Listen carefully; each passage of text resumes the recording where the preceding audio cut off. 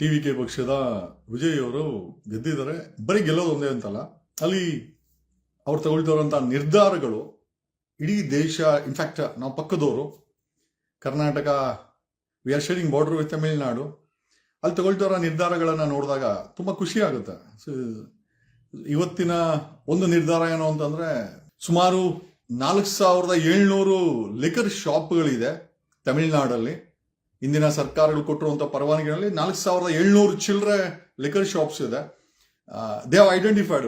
TVK Vijay ಸರ್ಕಾರ in fact ತಮಿಳುನಾಡಲ್ಲಿ ಎಷ್ಟು ದೊಡ್ಡ ಐ ಥಿಂಕ್ ಕೂಗಿದೆ ಹೆಣ್ಮಕ್ಳದು ಅಂತಂದ್ರೆ, ತಮಿಳುನಾಡಲ್ಲಿರೋ ಎಂಟೈರ್ ಲಿಕರ್ ಶಾಪ್ಗಳನ್ನ ಕ್ಲೋಸ್ ಮಾಡ್ಬೇಕನ್ನೋ ದೊಡ್ಡ ಮಟ್ಟದ ಕೂಗನ್ನ ಪರಿಗಣನೆಗೆ ತೆಗೆದುಕೊಂಡಂತ ಟಿವಿಕೆ ವಿಜಯ್ ಸರ್ಕಾರ 717 ಲಿಕರ್ ಶಾಪ್ ಲೈಸೆನ್ಸ್ಗಳನ್ನ ಬಂದ್ ಮಾಡಿ ಅವುಗಳಿಗೆ ಇವತ್ತು ಬೀಗ ಹಾಕುವಂತ ಆದೇಶವನ್ನ ತಮಿಳುನಾಡಲ್ಲಿ ತಗೊಂಡಿದ್ದಾರೆ. ತಮಿಳುನಾಡು ಟಿವಿಕೆ ವಿಜಯ್ ಸರ್ಕಾರ definitely is trying to solve.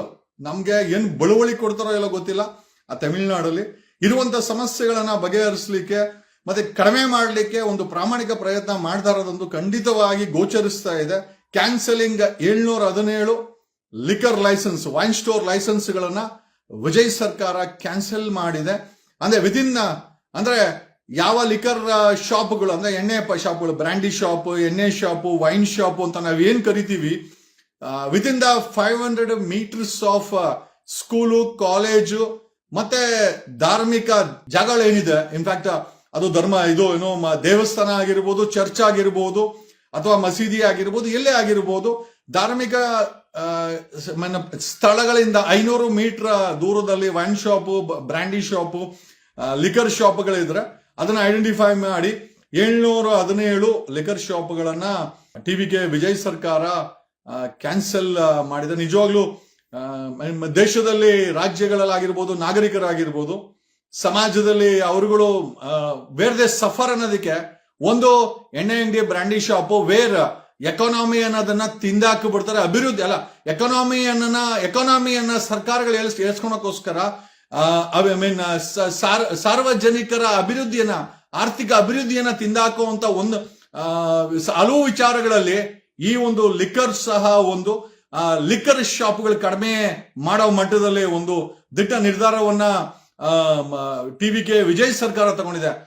ನೀವು ಕೇಳ್ಬೋದು, ಬರೀ ಲಿಕರ್ ಒಂದಿನ, ಡೆಫಿನೆಟ್ಲಿ ಕರ್ನಾಟಕದಲ್ಲೂ ಸಾಧ್ಯವಾದ್ರೆ ಲಿಕರ್ ಶಾಪ್ಗಳು ಕಡಿಮೆ ಆಗ್ಬೇಕು. ಸಮಾಜವನ್ನ ನೆಮ್ಮದಿ ಹಾಳು ಮಾಡೋ ಅಂತ ಕೆಲವು ಏನು ವಿಷಗಾರತಿ ವಿಚಾರಗಳಿದೆ, ಅದರಲ್ಲಿ ಲಿಕರ್ ಸಹ ಒಂದು. ಲಿಕರ್ ಶಾಪ್ಗಳನ್ನ ಕಡಿಮೆ ಮಾಡಿ 717 ಒಂದು ದಿಟ್ಟ ನಿರ್ಧಾರವನ್ನ ಟಿವಿಕೆ ವಿಜಯ್ ಸರ್ಕಾರ ತಗೊಂಡಿದೆ. ಡೆಫಿನೆಟ್ಲಿ ತಮಿಳ್ನಾಡನ್ನ ಡ್ರಗ್ ಮುಕ್ತನೂ ಸಹ ಮಾಡ್ತೀವಿ ಅಂತೇಳಿ ಒಂದು I think they have taken a oath. We have to see. ಸಮಾಜವನ್ನ ಹಾಳು ಮಾಡುವಂಥದ್ದು ಎಣ್ಣೆ ಅಂಗಡಿಗಳು, ಬ್ರ್ಯಾಂಡಿ ಅಂಗಡಿಗಳು, ಡ್ರಗ್ ಮಾಫಿಯಾಗಳು ಇವತ್ತು ಕರ್ನಾಟಕದಲ್ಲಿ, ಬೆಂಗಳೂರಲ್ಲಿ ಮೂಲೆ ಮೂಲೆಯಲ್ಲಿ ಸಿಗುತ್ತೆ. ನಾನು ಮೂಲೆಯಲ್ಲಿ ಸಿಗುತ್ತೆ ಅಂತ ಎಲ್ಲಿ ಸಿಗುತ್ತೆ ಅಂತಂದ್ರು, ಕರ್ನಾಟಕದಲ್ಲಿ Bengaluru has become A manufacturing capital. ಮುಂಚೆ ಬೆಂಗಳೂರಿಗೆ ಡ್ರಗ್ಸ್ ಬೇರೆ ಕಡೆಯಿಂದ ಬರ್ತಾ ಇತ್ತು, ಗಾಂಜಾ ಬೇರೆ ಕಡೆಯಿಂದ ಬರ್ತಾ ಇತ್ತು. ಇಲ್ಲಿ ಇವಾಗ ಮ್ಯಾನುಫ್ಯಾಕ್ಚರ್ ಮಾಡೋದು ಬೆಳೆಯೋ ಮಟ್ಟಕ್ಕೂ ಸಹ ಕರ್ನಾಟಕದಲ್ಲಾಗಿದೆ. ಸಮಾಜವನ್ನು ಹಾಳು ಮಾಡುವಂತ ಬ್ರ್ಯಾಂಡಿ ಶಾಪ್ಗಳು, ಲಿಕರ್ ಶಾಪ್ಗಳು, ಎಣ್ಣೆ ಅಂಗಡಿಗಳು, ಡ್ರಗ್ ಮಾಫಿಯಾಗಳು, ಮೀಟರ್ ಬಡ್ಡಿ is one of the disaster to the society. Meter ಬಡ್ಡಿ, ಆ ಮೀಟರ್ಗೆ ಬಡ್ಡಿನ ತಗೊಂಡು ಕಟ್ಟಿದವ್ರಿಗೆ ಖಂಡಿತವಾಗಿ ಗೊತ್ತಿದೆ. ಆನ್ಲೈನ್ ಲಾಟ್ರಿಗಳು ಅಥವಾ ಜೂಜಾಗಿರ್ಬೋದು, ಎಣ್ಣೆ ಅಂಗಡಿಗಳಾಗಿರ್ಬೋದು, ಡ್ರಗ್ ಮಾಫಿಯಾಗಳಾಗಿರ್ಬೋದು, ಅಥವಾ ಡ್ರಗ್ ಟ್ರಾಫಿಕಿಂಗ್ ಆಗಿರ್ಬೋದು, ಇವೆಲ್ಲ ಸಮಾಜಕ್ಕೆ ಒಂದು ದೊಡ್ಡ ಮಟ್ಟದ ಘಾತುಕ. ಇದನ್ನ ಕಂಟ್ರೋಲ್ ಮಾಡಬೇಕಾದ್ದು ಕೇಂದ್ರ ಸರ್ಕಾರದ ಕೆಲಸ, ರಾಜ್ಯ ಸರ್ಕಾರದ ಕೆಲಸ. ಒಂದಷ್ಟು ಒಳ್ಳೆ ಕೆಲಸಗಳನ್ನ ಅಲ್ಲಿ ವಿಜಯ್ ಅವರು ಮಾಡ್ತಾ ಇದ್ದಾರೆ. ಇನ್ಫ್ಯಾಕ್ಟ್ ವಿಜಯ್ ಅವ್ರಿಗೇನೋ Z+ ಸೆಕ್ಯೂರಿಟಿ ಕೊಡ್ತೀವಿ ಅಂತೇಳಿ ಒಂದಷ್ಟು ವಿಚಾರಗಳನ್ನ ನೋಡ್ತೀವಿ. ನಾನು ಹಾಕಿದೆ. Definitely it is not advisable. ಯಾಕೆ ಅಂತಂದ್ರೆ ಈ ಕೇಂದ್ರದಲ್ಲಿ ಇರುವಂತ ಈ ಮೋದಿ ಬಿಜೆಪಿ ಸರ್ಕಾರ ಏನಿದೆ, ಖಂಡಿತವಾಗಿ ಚುನಾವಣೆ ಗೆಲ್ಲೋದು, ದೇಶಗಳನ್ನ ಸುತ್ತಕ್ ಹೋಗೋದು. ಮೊನ್ನೆ ಯಾಕೆ ವಿಚಾರ ಹೇಳ್ತಾ ಇದ್ದೀನಿ ಅಂತಂದ್ರೆ, ಈ ಮೋದಿ 12 ವರ್ಷದಿಂದ ದೇಶವನ್ನ ಹಿಡಿದಿಟ್ಕೊಂಡು ಸಾಲ ಮಾಡಿ ನಮ್ಮನ್ನೆಲ್ಲ ಗಬ್ಬೆ ಬರ್ಸಾಕಿರುವಂತ ಈ ಕೇಂದ್ರ ಬಿಜೆಪಿ ಮೋದಿ ಸರ್ಕಾರ ಮೊನ್ನೆ ಒಂದು ಒಂದು ಭಾಷಣವನ್ನ ಮಾಡಿದ್ದಾರೆ ಅಥವಾ ಒಂದು ಏನೋ ಐ ಥಿಂಕ್ ಅಡ್ವೈಸ್ ಅನ್ನ ಕೊಟ್ಟಿದ್ದಾರೆ. ದೇಶಕ್ಕೆ ಪೆಟ್ರೋಲ್ ಬಳಸಬೇಡಿ, ಡೀಸೆಲ್ ಬಳಸಬೇಡಿ, ಗ್ಯಾಸ್ ಅನ್ನ ಬಳಸಬೇಡಿ, ತಿನ್ನ ಎಣ್ಣೆ ಬಳಸಬೇಡಿ, ಇನ್ನೇನು ಮಣ್ಣನ್ನ ತಿನ್ನನ ಹೋಗ್ಲಿ. ಈ ವ್ಯಕ್ತಿ ಹೇಳ್ತಾನಲ್ಲ, ಬೆಳಗ್ಗೆ ಅನೌನ್ಸ್ ಮಾಡಿ ಬೆಳಗ್ಗೆ 6:55ಕ್ಕೆ, ರಾತ್ರಿ 8:55ಕ್ಕೆ ಗುಜರಾತ್ ಅಲ್ಲಿ 100 ಗಾಡಿ ಇಟ್ಕೊಂಡು ರೋಡ್ ಶೋ ಮಾಡ್ಕೊಂಡು, ಅಲ್ರಿ ಈ ಮನೆ ಹಾಳ ರಾಜಕಾರಣಿಗಳು ಜನರಿಗೆ ಹೇಳೋದನ್ನ ಅವ್ರ ಜೀವನದಲ್ಲಿ ಪಾಲನೆ ಮಾಡಿಬಿಟ್ಟಿದ್ರೆ ಖಂಡಿತವಾಗಿ ದೇಶಕ್ಕೆ ಈ ದರಿದ್ರ ಪರಿಸ್ಥಿತಿ ಬರ್ತಾ ಇರ್ಲಿಲ್ಲ. ನೋಡಿ, ಇಷ್ಟೆಲ್ಲ ಹೇಳದ ಮೇಲೆ ಮೇ 15ನೇ ತಾರೀಕಿಂದ 5 ದೇಶಗಳಿಗೆ ಮೋದಿ ಜೂಟ್. ಓಕೆ, ನೋಡಿ ಅದೇ ಹೇಳ್ತಾರಲ್ಲ, ಮಾಟ್ಲ ಆಡೇಕಿ ಇನ್ನೊಂದೇನೋ ಕೀಳಕ್ಕೆ ಅಂತೆ, ಅಂದ್ರೆ ಮಾತು ಆಡಕ್ಕೆ ಬೇರೆ ಏನೋ ಕೀಳಕ್ಕೆ ಅಂತೆ. ಈ ದೇಶದ ಪ್ರಧಾನಿ ಪೆಟ್ರೋಲ್ ಬಳಸಬೇಡಿ ಅಂದ್ರೆ, ಈ ಕಡೆ ವಿಜಯ್ ಗೆದ್ದಿದ್ದಾನೆ, ಒಳ್ಳೆ ಕೆಲಸ ಮಾಡ್ತಾ ಇರುವಂತ ವಿಜಯ್ ಎಲ್ಲಿವರೆಗೂ ಒಳ್ಳೆ ಕೆಲಸ ಮಾಡ್ತಿರೋ ಖಂಡಿತವಾಗಿ ನಾವೆಲ್ಲ ಅಪ್ರಿಶಿಯೇಟ್ ಮಾಡ್ಬೇಕಾಗತ್ತೆ. ಗೆದ್ದು ಒಳ್ಳೆ ಕೆಲಸ ಮಾಡಿ ಜನರಿಗೆ ಹತ್ರ ಆಗ್ತಾ ಇರುವಂತ ವಿಜಯ್ ಒಂದು ಕಡೆ ಆದ್ರೆ, ಈ ದೇಶವನ್ನ ಕಳೆದ 12 ವರ್ಷಗಳಿಂದ ಕೈಯಲ್ಲಿ ಇಟ್ಕೊಂಡು forget about usage of petrol ಮತ್ತೆ ಡೀಸೆಲ್ ನ ಜಾಸ್ತಿ ಮಾಡಕ್ಕೋಸ್ಕರನೇ ಈ ಡೈಲಾಗ್ಗಳನ್ನ ಈ ದೇಶವನ್ನ ನಡೆಸ್ತಾ ಇರೋ ಮಾಫಿಯಾಗಳು ಈ ಮೋದಿ ಕೈಯಲ್ಲಿ ಹೇಳ್ಸಿದೆ. ಅದ್ರಲ್ಲಿ ಏನು ಡೌಟೇ ಇಲ್ಲ. ಡೆಫಿನೆಟ್ಲಿ ಪೆಟ್ರೋಲ್ ಒಂದು 50 ರೂಪಾಯಿ ಜಾಸ್ತಿ ಮಾಡ್ತಾರೆ, ಡೀಸೆಲ್ ಒಂದು 40 ರೂಪಾಯಿ ಜಾಸ್ತಿ ಮಾಡ್ತಾರೆ, ಅಡಿಗೆ ಮಾಡೋ ಗ್ಯಾಸನ್ನು ಅಷ್ಟೇ ಅವ್ರು 400 ರೂಪಾಯಿ ಜಾಸ್ತಿ ಮಾಡ್ತಾರೆ. ಬಿಗ್ಗೆಸ್ಟ್ ಕ್ವಶನ್ ಏನು ಅಂತಂದ್ರೆ, ಇವತ್ತು ನೀಟ್ ಪರೀಕ್ಷೆಯ ಪ್ರಶ್ನೆ ಪತ್ರಿಕೆಗಳು ಲೀಕ್ ಆಗಿ CBI ತನಿಖೆ ಅಂತ ಲೆಕ್ಕ ಹಾಕೊಳ್ರಿ. ಒಂದು ರಾಷ್ಟ್ರೀಯ ಮಟ್ಟದಲ್ಲಿ ಒಂದು ನೀಟ್ ಪರೀಕ್ಷೆಯ ಪ್ರಶ್ನೆ ಪತ್ರಿಕೆಗಳು ಲೀಕ್ ಆಗ್ತವೆ ಅಂತಂದ್ರೆ, ಒಂದು ಪ್ರಶ್ನೆ ಪತ್ರಿಕೆನ ಕಂಟ್ರೋಲ್ ಮಾಡೋ ಯೋಗ್ಯತೆ ಇಲ್ಲದಂತ ಈ ಕೇಂದ್ರ ಬಿಜೆಪಿ ಮೋದಿ ಸರ್ಕಾರ ಈ ದೇಶವನ್ನ ಯಾವ ರೀತಿ ನಡೆಸಬಹುದು, ಎಲ್ಲಿಗೆ ತಗೊಂಡೋಗ್ತಾ ಇದ್ದಾರೆ? Where are they taking this country? Where are they are taking the country to dogs? ನಾಯಿಗಳಿಗೆ ಅದೇ ಡೆಫಿನೆಟ್ಲಿ ಹೇಳ್ತೀನಿ, ಬೇಜಾರಾಯ್ತು, ತುಂಬಾ ಬೇಜಾರಾಯ್ತು. ಸುಮಾರು 30-34 ಲಕ್ಷ ಅಲ್ರಿ, ಯಾವನ್ ಹೇಳಿದ ಆ ಸ್ಟೇಟ್ ಗೌರ್ಮೆಂಟ್ಗಳು, ಸ್ಟೇಟ್ ಮಟ್ಟದ ಎಂಟ್ರೆನ್ಸ್ ಎಕ್ಸಾಮ್ ಅನ್ನ ಮಾಡ್ಕೊಂಡು ಹೆಂಗೋ ಜೀವನ ಮಾಡ್ತಾ ಇದ್ರು. ಎಲ್ಲದಕ್ಕೂ ಕೇಂದ್ರ ಸರ್ಕಾರ ಬೇಕು ಅಲ್ರಿ. ಅಲ್ಲ, ಕುಣಿಯಕ್ ಆಗ ಯೋಗ್ಯತೆನೇ ಇಲ್ಲ ಅಂದ್ಮೇಲೆ ನಾನು ಕುಣಿಲಾರ್ದವನ್ಗೆ ನೆಲ ಡಂಕು ಅಂದಂಗೆ ಇವ್ರುಗಳಿಗೆ ಒಂದು ನೀಟ್ ಪ್ರಶ್ನೆ ಪತ್ರಿಕೆಯನ್ನ ಲೀಕ್ ಮಾಡದೆ ದೇಶದಲ್ಲಿ ಎಕ್ಸಾಮ್ ನ ಕಂಡಕ್ಟ್ ಮಾಡೋ ಯೋಗ್ಯತೆ ಇಲ್ಲದಂತವ್ರು ಸರ್ಕಾರಗಳನ್ನ ಬೀಳ್ಸೋದು, ಚುನಾವಣೆಗಳಿಗೆ ಹೋಗೋದು, ತಿಂಗಳಾನ್ಗಟ್ಲೆ ಚುನಾವಣೆಗಳಲ್ಲಿ ಆ ಇರೋ ಬರೋ ಏಜೆನ್ಸಿಗಳನ್ನೆಲ್ಲ ಇಟ್ಕೊಂಡು ಬರೀ ನಮ್ಗೆ ಅಧಿಕಾರ ಕೊಡಿ ಆಮೇಲೆ ಈ ಚುನಾವಣೆಯಲ್ಲಿ ಗೆಲ್ಲೋದು, ಒಂದಷ್ಟು ಮೀಡಿಯಾಗಳ ಜೊತೆ ಫೋಕಸ್ ಮಾಡೋದು, ಬೆಲೆ ಏರ್ಸೋದು, ಪೆಟ್ರೋಲ್ ಯೂಸ್ ಮಾಡಬೇಡಿ, ಡೀಸೆಲ್ ಯೂಸ್ ಮಾಡಬೇಡಿ. ಕರೆಕ್ಟ್ ಗುರು, ಏನು ಮಣ್ಣು ತಿನ್ನೋಣ ಹಂಗಾರೆ ಹೇಳ್ಬಿಟ್ಟು ಈ ವ್ಯಕ್ತಿ this person has flight to ಸುಮಾರು 5 ಕಂಟ್ರಿಗಳಿಗೆ, 5 ದೇಶಗಳಿಗೆ. ಏನ್ರಿ ಅಲ್ರಿ, ನಮ್ ದೇಶದಲ್ಲಿ ಪೆಟ್ರೋಲ್ ಯೂಸ್ ಮಾಡಬೇಡ, ಡೀಸೆಲ್ ಯೂಸ್ ಮಾಡಬೇಡ ಅಂತೇಳಿ 5 ದೇಶ ಸುತ್ತಾಡಕ್ಕೆ. ನೋಡ್ರಿ, relaxation. The Modi means relaxation. Modi ಅವರು ಒಂದು ರೀತಿಯ ರಿಲ್ಯಾಕ್ಸೇಷನ್ ಮನುಷ್ಯ. ದೇಶ ಹೆಂಗನ ಆಗ್ಲಿ, ಅಲ್ಲಿ ಪೆಟ್ರೋಲ್ ಇಲ್ದ್ರೆ ಇರ್ಲಿ, ಡೀಸೆಲ್ ಇಲ್ದ್ರೆ ಇರ್ಲಿ, ನೆಮ್ಮದಿ ಇಲ್ದ್ರೆ ಇರ್ಲಿ, ದುಡ್ಡು ಇಲ್ದ್ರೆ ಇರ್ಲಿ, ಬೆಲೆ ಏರಿಕೆ ಆಗಿ ನಿರುದ್ಯೋಗದಿಂದ ಹಾಳಾಗೋಗ್ಲಿ, ಅವ್ರೇನು ಒಟ್ನಲ್ಲಿ ಅವರೊಂದು ಸ್ಟ್ಯಾಂಡರ್ಡ್ ಅಲ್ಲಿ ಫ್ಲೈಟ್ ಎತ್ಕೊಂಡು ಅವ್ರು yes I am going to May 15ಕ್ಕೆ ಈ ವ್ಯಕ್ತಿ 5 ದೇಶಗಳ ಟ್ರಿಪ್ ಹೋಗ್ತಾ ಇದಾರೆ ಅಂತ ಮಾಧ್ಯಮಗಳು ನಾನು ಹಾಕಿದ್ದೇನೆ. ಏನ್ ಹೇಳಕ್ ಇಷ್ಟಪಡ್ತೀರಾ? ಮೋದಿ ಅವರು ವಿದೇಶಕ್ಕೆ ಹೋಗ್ತಾ ಇದ್ದಾರೆ. ಸಾರ್ವಜನಿಕರು, ನೀವು ಈ ದೇಶದ ಟ್ಯಾಕ್ಸ್ ಕಟ್ಟೋರು, ಈ ದೇಶದಲ್ಲಿ ವೋಟ್ ಹಾಕಿ 2 ಸರ್ಕಾರಗಳನ್ನು ರಚನೆ ಮಾಡುವಂತ ನೀವುಗಳು, ನಿಮಗೆ ನಿಮ್ಮ ತಾಕತ್ ಗೊತ್ತಿಲ್ಲ. ನಾನು ಹೇಳ್ತಾ ಇದ್ದೀನಿ. ಏನಕ್ಕೆ ಆ ಟಿವಿಕೆ ವಿಜಯ್ ನೋಡಿ, ಆ ವಿಜಯ್ ಒಳ್ಳೆ ಕೆಲಸ ಮಾಡ್ತಾರೆ ಖಂಡಿತ. ಒಂದು ಸಣ್ಣ ತಮಿಳ್ನಾಡನ್ನ ಎಲ್ಲೋ ಒಂದು ಕಡೆ ಅಲ್ಲಿರೋ ಸಮಸ್ಯೆಗಳನ್ನ ಐ ಥಿಂಕ್ ಬಗೆಹರಿಸಲಿಕ್ಕೆ, ಕಡಿಮೆ ಮಾಡ್ಲಿಕ್ಕೆ ಕೆಲಸ ಮಾಡ್ತಾ ಇರೋ ವಿಜಯ್ ಒಂದು ಕಡೆ ಆದ್ರೆ, ಕಳೆದ 12 ವರ್ಷಗಳಿಂದ ಕೇಂದ್ರದಲ್ಲಿ ಸರ್ಕಾರ ನಡೆಸ್ಕೊಂಡು ಪ್ರಧಾನ ಮಂತ್ರಿ ಹಾಕೊಂಡು ಎಲ್ಲರಿಗೂ ಬರೀ ಇದನ್ನೇ ಹೇಳೋದು, ಬರೀ ಸಾಲವನ್ನ ಜಾಸ್ತಿ ಮಾಡಿ, ಸಮಸ್ಯೆಗಳನ್ನ ಜಾಸ್ತಿ ಮಾಡಿ. ಅಲ್ರಿ, ಒಂದು ನೀಟ್ ಎಕ್ಸಾಮ್ ಪೇಪರ್ ನ ಲೀಕ್ ಆಗಿದ್ದಂಗೆ ನೋಡ್ಕೊಳಕ್ಕೆ ಯೋಗ್ಯತೆ ಇಲ್ಲ ಅಂದ್ಮೇಲೆ ಈ ದೇಶವನ್ನ ಇವ್ರು ಹೆಂಗ್ ಕಾಯ್ತಾರೆ?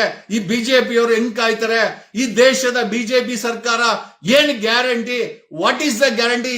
ಅಲ್ಲ, ಒಂದು ಪೇಪರ್ ಲೀಕ್ ಆಗಿದ್ದಂಗೆ ನೋಡ್ಕೊಳಕ್ಕೆ ಯೋಗ್ಯತೆ ಇಲ್ದವರು ದೇಶವನ್ನ ಹೆಂಗ್ ನಡೆಸ್ತಾ ಇದಾರೆ? ನಾವೆಲ್ಲ ಇವರನ್ನ ನಂಬಿ ಹೆಂಗಿದೀವಿ ಅನ್ನೋ ಒಂದು ದೊಡ್ಡ ಪ್ರಶ್ನೆಯನ್ನ ಮುಂದೆ ಇಡುತ್ತಾ, ಖಂಡಿತವಾಗಿ ವಿ ನೀಡ್ ಎ ಚೇಂಜ್. ಅದು ಅದು ರಾಷ್ಟ್ರ ಮಟ್ಟದಲ್ಲಾಗಿರ್ಬೋದು, ರಾಜ್ಯ ಮಟ್ಟದಲ್ಲಾಗಿರ್ಬೋದು, ಈ ಬೊಗಳೆ ಮಾಫಿಯಾಗಳನ್ನ, ರಾಜಕಾರಣಿ ಮಾಫಿಯಾಗಳನ್ನ ಸೋಲಿಸ್ಬೇಕು, ಇವುಗಳನ್ನ ಮಟ್ಟ ಹಾಕಬೇಕು. ಯಾರೋ ಒಬ್ರು ಹಿರಿಯ ಕವಿಯವರು ಅದು ಹಾಕಿದ್ರು, ಕೆಲವನ್ನ ಬಗ್ಗಿಸ್ಬೇಕಂತೆ, ಕೆಲವನ್ನ ಬುಡುಸ್ ಸಮೇತ ಕಿತ್ತಾಕ್ಬೇಕಂತೆ. ಬಗ್ಗಿಸಂತದ್ದು ಬೇರೆ ವಿಚಾರ. ಯಾರೋ ಬದಲಾವಣೆ ಆಗ್ತಾರೆ ಅವ್ರನ್ನ ಬಗ್ಗಿಸೋದು ಒಳ್ಳೆಯದು.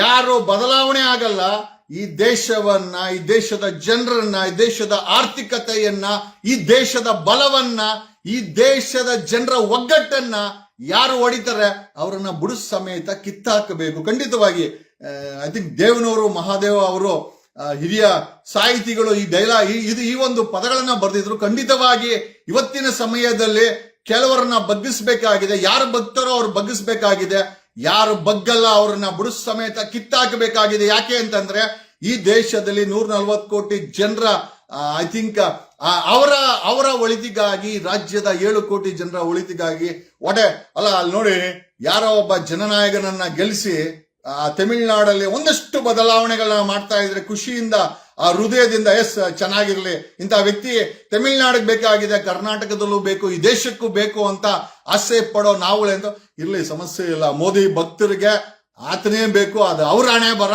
ಅವ್ರ ಕತೆ ನಾವು ಮಾತಾಡ್ತಾ ಇಲ್ಲ.